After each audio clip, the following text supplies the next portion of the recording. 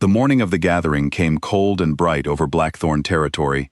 Every pack in the region had traveled for days to reach the Great Stone Circle, where Alpha King Draven Ashford held court once a year. Wolves of every size and rank stood in long lines, waiting to be judged, tested, and ranked before the king and his council of elders. Lena Marsh stood near the very back of the crowd, trying to make herself as small as possible. She was 17, thin, with tired eyes, and hands that trembled slightly in the cold. She did not want to be there. She never wanted to be there. But every wolf under 60 years old was required to attend, and refusal meant exile. Lena's pack was small and poor, tucked into the hills far from the king's lands. They had sent only a handful of wolves to the gathering that year, and Lena was, by far, the weakest among them. When she shifted, her wolf form was small, patchy-furred, and slow. The other pups her age had long since grown into strong, confident wolves. Lena had not. Something about her had always been different, though no one, not even her sister Kira, understood what. "Stand up straight," Kira whispered beside her. "Don't give them a reason to notice you." "They already notice me," Lena murmured back. "They always do." It was true. Word had spread quickly through the crowd that the girl from the hill pack had the weakest wolf anyone had tested in years. Some called her a stain on her bloodline. Others simply laughed behind their hands whenever she passed. The trials began at midday. One by one, young wolves were called into the ceremonial circle to shift before the king and his elders, proving their strength, speed, and control. Draven watched from his high seat with the bored expression of a man who had seen 1,000 gatherings and expected nothing new from this one. Draven Ashford was young for an Alpha King, only 28, but he ruled with an iron will that had earned both fear and respect across every territory. His black hair was cropped short, his eyes the pale gray of a winter sky. He had built his reputation on strength alone, and he had little patience for wolves who could not fight for their place in the world. When Lena's name was finally called, a ripple of laughter moved through the crowd before she had even taken a single step. "Here we go," someone muttered. "This should be quick," another voice said, and more laughter followed. Lena's face burned, but she made herself walk forward, her sister's hand slipping from hers at the edge of the circle. She stood alone before the king, small and shaking, the eyes of hundreds of wolves fixed on her. Draven leaned forward slightly, studying her with open disinterest. "This is the one they call the weak wolf?" he asked, not bothering to lower his voice. "Yes, my king," the trial master answered. Draven exhaled through his nose, almost a laugh. "Then let us not waste more time than necessary. Shift." Lena closed her eyes and reached for the change, the way she always did, praying that this time it would come easier, that this time she would not embarrass herself. Her bones began to shift, slow and painful, and the wolf that emerged was small, its fur uneven, its legs unsteady beneath it. It was, by every measure the pack valued, unimpressive. The crowd's laughter grew louder. Even some of the elders on the dais exchanged amused glances. Draven shook his head, not even trying to hide his contempt. "Remove her," he said. "I have no interest in wasting the trial on a wolf that could not win against a rabbit." The words cut deeper than Lena expected, even though she had heard worse before. She shifted back to her human form, tears stinging her eyes, as two guards moved to escort her from the circle. The crowd's laughter followed her every step, a wave of sound that seemed to press against her chest until she could barely breathe. Only one person did not laugh. At the far end of the dais, seated slightly apart from the other elders, an old wolf named Rasmus sat very still. His eyes, clouded with age but sharp as ever, had fixed on something the moment Lena raised her arm to shield her face from the crowd's mockery. A thin, pale mark curled along the inside of her wrist, shaped like a crescent moon wrapped in thorns. Rasmus had seen that mark only once before, in an old text he had studied as a young wolf centuries ago, a text so old that most elders now believed it was myth rather than history. His hands tightened on the arms of his chair, and for the first time in decades, Elder Rasmus felt something close to fear. He rose slowly, but before he could speak, chaos broke out at the edge of the circle. A rival Omega named Petra, jealous and cruel, had been waiting for a moment to humiliate Lena further. As the guards led her away, Petra shoved her hard from behind, sending Lena stumbling back into the center of the ceremonial circle, directly onto the ancient stones marked with old, sacred symbols. "Let's see the weak wolf try again," Petra called out with a sneer, and several wolves around her laughed in approval. But the moment Lena's knees struck the stones, something changed. The old symbols beneath her began to glow faintly, a soft silver light spreading outward like ripples in water. The crowd's laughter faded into confused murmurs. Even Draven sat up straighter in his seat, his earlier boredom replaced by something sharper, more alert. "What is happening?" he demanded, looking to his elders for an answer.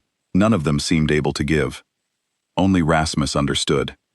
"The trial circle has chosen her," he said, his voice barely above a whisper, though it carried through the sudden silence. "It has begun." Lena felt it before she understood it, a pull deep inside her chest, as though something that had been sleeping for her entire life had suddenly opened its eyes. The pain of the change came again, but this time, it did not stop where it usually did. Her bones did not simply shift into the small, weak form everyone expected. They kept moving, kept growing, reshaping her entirely. The crowd gasped as her body rose taller than any wolf they had ever seen, her frame broadening, powerful muscle replacing the thin, patchy form she had always known. Fur the color of moonlight spread across her body, silver white and gleaming, untouched by the unevenness that had marked her before. When she lifted her head, her eyes glowed with a soft, ancient light, neither gold nor amber, but something older, something that seemed to hold centuries within it. The laughter was gone completely now. In its place was a silence so complete that Lena could hear her own heartbeat thundering in her massive new chest. Draven rose from his seat without realizing he had moved, his hand instinctively going to the ceremonial blade at his side, though some instinct deeper than training told him it would be useless here. He had ruled for years believing he understood the full measure of every kind of wolf that existed. He had never imagined anything like what stood before him now. Around the circle, one by one, the ancient elders began to kneel. It started with Rasmus, who lowered himself slowly to the ground, his head bowed.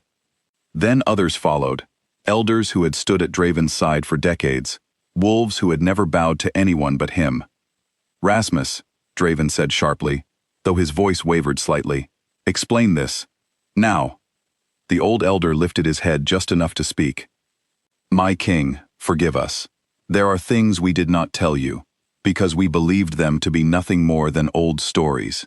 He gestured toward Lena's massive wolf form, still standing at the center of the circle, breathing hard, her glowing eyes moving slowly across the crowd.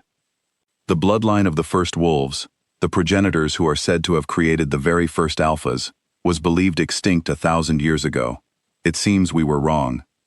A murmur of disbelief spread through the crowd, though no one dared laugh now. "There is a prophecy," Rasmus continued, "passed down since before any of us were born. It says that if the bloodline ever returned, it would come not through strength as we measure it, but through humility, through a wolf overlooked and mistreated by those who could not see her true nature. And it warns," he added, his eyes flicking briefly to Draven, "that any alpha who mocks or harms her before she rises does so at great cost to himself and his line." Draven's jaw tightened. He looked at the wolf before him, at the silver fur and glowing eyes, and felt something he had not felt in a very long time: uncertainty. Slowly, deliberately, he stepped down from his high seat and walked to the edge of the circle. The crowd watched in stunned silence as their king, who had never bowed to anyone, lowered himself onto one knee before the wolf he had mocked only minutes earlier.